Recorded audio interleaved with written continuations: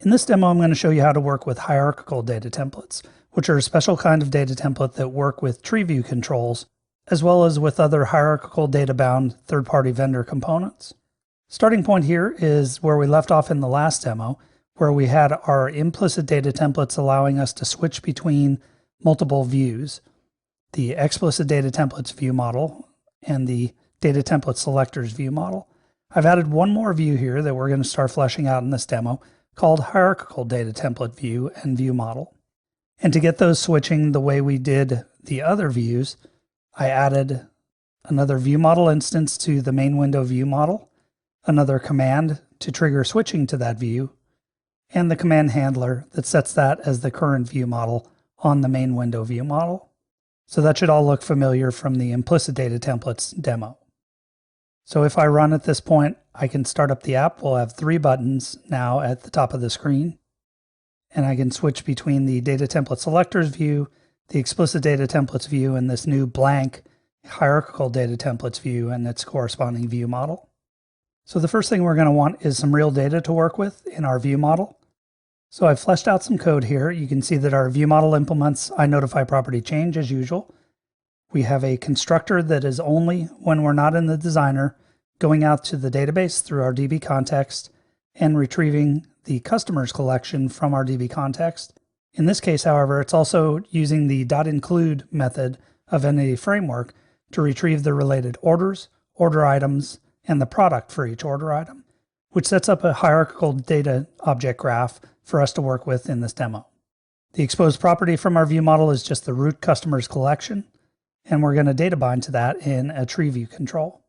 So now let's go over to the view for this hierarchical data template, and let's add a little bit of XAML. What I added here in terms of the root structure of the view is a tree view control. You can see that the item source is pointing to our customers collection, which will be on our data context that is our view model. Then we use the item template, as we did before with the explicit data templates demo, to point to a resource that is a data template. That data template is up here, named customer template, and it's just got some simple structure, which is a stack panel with an image and a text block in it. If we run our demo at this point, and we switch to the hierarchical data templates view, you can see that we are getting data rendered out based on our data template, but notice there's no expander nodes next to these customer objects. It's really more like a list box at this point, and we're not really getting that hierarchical presentation that we want. This is where hierarchical data templates come in. So I'm going to change out this normal data template for a hierarchical data template for customers that goes one level deeper to the orders. So now you can see what we have is a hierarchical data template. It still has the same key as before so that the item template can point to it. It's got the same root level structure of a stack panel with an image and a text block next to it. But then it's got 2 additional things. The first is the item source property. The item source property on a hierarchical data template points to some property hanging off of the current node object, which will be a customer in this case, that is a collection itself, a child collection. So in this case, the child collection of orders for a given customer will be on an orders property of the customer object. That sets up the notion that there's more to render at a child level, and then the item template property of the hierarchical data template allows us to supply what is the data template that's going to be used to render that. And here, one level down, we can see we can just use a normal data template at that level, and we have some simple structure there with another stack panel with an image and a text block. In this case, binding against the order date using a string format for a short date string, and we'll have the image pointing to some stock image there. That in place, if we run, we'll get one level of expansion based on that orders collection on each customer. So we go to the hierarchical data templates view. You can see we have the expander icon here, and when we expand, we see the orders for Puckett and the orders for Russell, and so on. Now we can take this even deeper, and I can replace this hierarchical data template with an even bigger one that goes one level deeper. So we still have the root hierarchical data template that our item template is pointing to.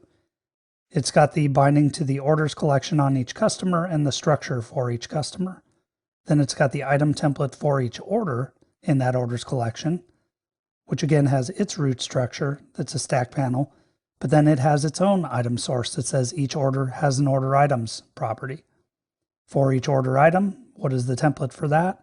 We go another level down and specify the item template for that child hierarchical data template and give it some structure. And in this case, if this is our leaf node, we can just use a standard data template. So if we run this, go to the hierarchical data templates view, expand down to orders and expand down to order items. And we can see we have different icons and different levels for those. Now the problem with what we've shown so far is this works if there's a single child collection per level of the hierarchy that you want to drill down into. But what if there's multiple child collections, and what if they are composed of heterogeneous derived types from some base type, such as product as a base type, and then specific product derived types that have their own data templates? Well, the good news is you can mix hierarchical data templates with the concept of implicit data templates. So I'm going to replace all of this hierarchical data template with the series of 3 data templates in our resource collection. Notice these are implicit data templates using the data type property to say if a given data bound node happens to be a customer object, then we render it out with this content as our data template, and we can have an item source for that.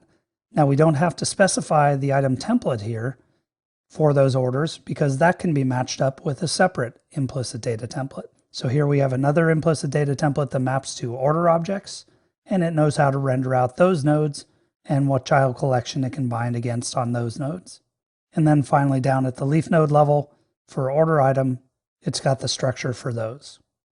So then we just get rid of the item template down here and go ahead and run. Switch to the hierarchical data templates view, and now you can see the rendering is simpler. I don't have images involved in the templates now, but you can see we've got the name for the customer, the order date for the order, and the product name for the order items. So it's able to match up the right data template for the right node in the tree based on the type of the data object being rendered.